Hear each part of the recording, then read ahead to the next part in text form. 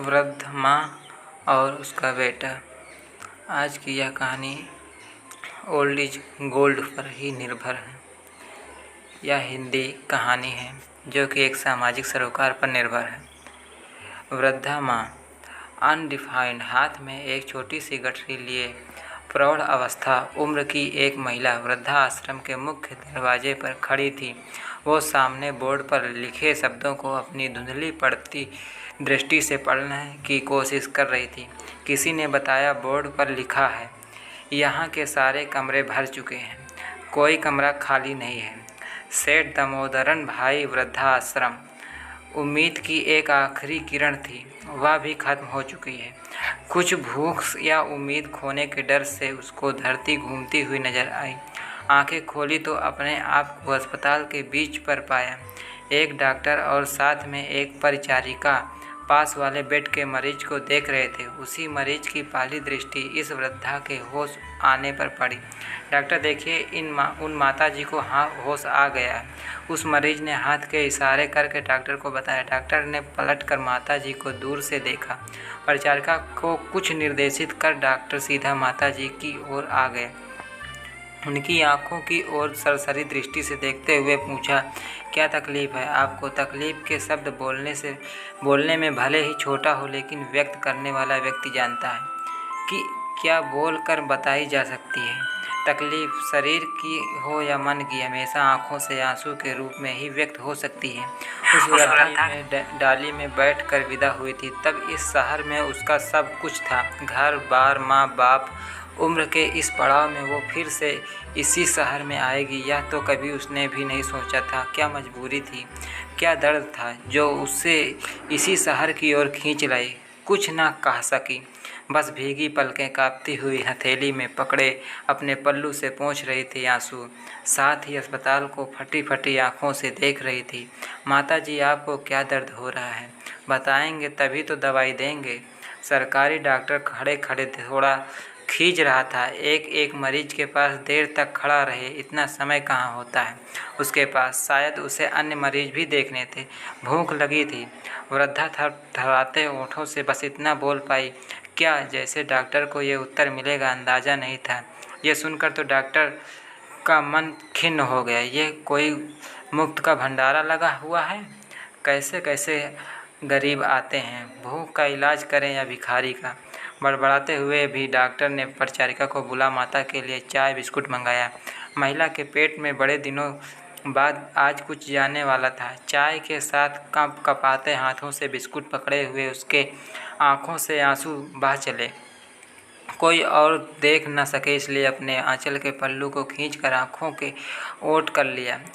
बस याद आया उसका 19 साल का बेटा जो उसके साथ अस्पताल में बैठा था। वो उसका इकलौता बेटा है। शादी के बाद से इसी शहर में रह रही है। शादी के 10 साल होने के बाद, एक तरह से उम्मीद खो जाने के बाद वो माँ बनी और एक ही बेटा हुआ था। उसके बाद उसे फिर मातृत्व सुख नहीं मिला था। पति की गलत संगत के कारण शुरू से ही शराब की लत लग गई थी। पति को बीमारी ने तो बहुत पहले ही घेर लिया था, लेकिन उसके दुष्परिणाम अब दिखाई दे रहे थे। उसी का इलाज करवाने के लिए सरकारी अस्पताल में आहते ही बैठी थी। बेटा और माँ रो रो कर बुरा हाल हो रहा था उनका। इन दोनों सालों ने सरकारी अस्पताल के बेड से चिपका उसके पति का कंकाल जैसा शरीर देखकर माँ और बेटे दोनों को विषुलता सी होने लगी थी।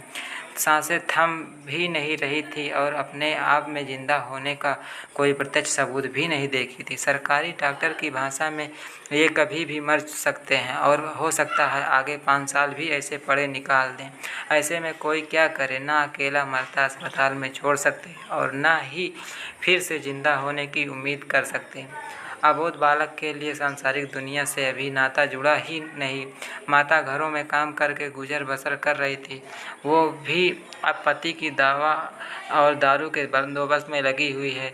तीसरा साल लगते लगते बेटे का सब्र का बांध टूटा। वो अस्पताल में रहते हुए कई तरह के नए मित्र मंडली से परिचित हुआ। उसे बताया गया वो लोग दूसरे शहर में रह कर ठाठ से जीवन गुजारते और खूब पैसा भी मिलता। वहाँ उनका बड़ा सेठ तुम भी साथ चलो, पैसा कमाकर वापस आकर अपने पिता का प्राइवेट अस्पताल में इलाज करवाओ। प्राइवेट अस्पतालों में अच्छे डॉक्टर होते हैं, पैसे लेकर मरीज को बचा लेते हैं। बातें सुनकर वो बाल कल्पनाएं करता है। पैसा लाया और कमा कर माँ के लिए नई साड़ी भी लाया। 2 सालों में अस्पतालों में रहते रहते घिस कर फट गई हैं। कहीं कहीं से बदन दिखता तो लोग उसको देखकर हंसते। पिता को प्राइवेट अस्पताल से इलाज करवा कर घर ले जा रहा है। सब पहले जैसा हो जाएगा, पैसा आएगा तो कोई घुड़क तो नहीं सकता। रात को अस्पताल के बरामदे में सोते हुए कोई लात मार कर ये नहीं कह सकता ये कोई सोने की जगह है, उठो अपने घर में सोओगे आराम से। बच्चा दुविधा में सोच रहा, माँ को बता देगा तो साथ जाने नहीं देगी और अकेला चला गया तो माँ को कौन देखेगा। एक दिन वो बच्चा चला गया एक उम्मीद से सुखद भविष्य लाने के लिए। माँ ने सुबह देखा, बेटा नहीं दिखा। अस्पताल के इधर उधर सभी वार्डों में कोना कोना देखा और उसके आसपास भी ढूंढा, नहीं मिला। पुलिस में खबर भी की। अब वो रोज़ 4 चक्कर पुलिस स्टेशन और अस्पताल के पीछे निकालती रहती। महीनों दर महीने लोगों की कुदृष्टि, सहानुभूति, परायेपन के साथ गुजारते गए। एक दिन उसके पति की कुपित सांसें थम जाती हैं। अब वो विधवा ही नहीं, आशा रहीन भी है। अस्पताल में रह नहीं सकती। पुलिस स्टेशन के चक्कर भी कितने दिन लगाती। कहाँ जाए, याद आई अपने पुरखों की मिट्टी। ट्रेन पर ट्रेन बदल कर बेटिकट वापस इसी शहर में आ गई जहाँ पहले घर बना था। वहाँ गई तो वहाँ अपना कहने को कुछ नहीं था। बहुमंजिलें इमारतें खड़ी थी। माता पता नहीं कब पिता के गुजरने के बाद भाई भतीजे ज़मीन बेचकर कहीं चले गए। चौकीदार ने बुढ़िया को टकी लगाए आसमान में इमारत को घूरते देखा तो तुतकार के भगा दिया। अपनी गठरी संभाले वहाँ से चलती जा रही थी तो किसी ने पूछ लिया, कहाँ जाना है। संकुचा कर बोली, जहाँ रहने को मिल जाए उसे। पास के वृद्धाश्रम का पता कर छोड़ भी आया और फिर उसकी सोचने की तंद्रा भंग हुई। चाय और बिस्कुट खाकर वो थोड़ा तरोताज़ा हुई। मन ही मन ईश्वर को याद कर वहाँ से उठकर एक नए आशियाने की खोज में निकल पड़ी। इतनी देर बाद फिर से डॉक्टर हालचाल पूछने को आए तो माताजी को वहाँ नहीं पाया।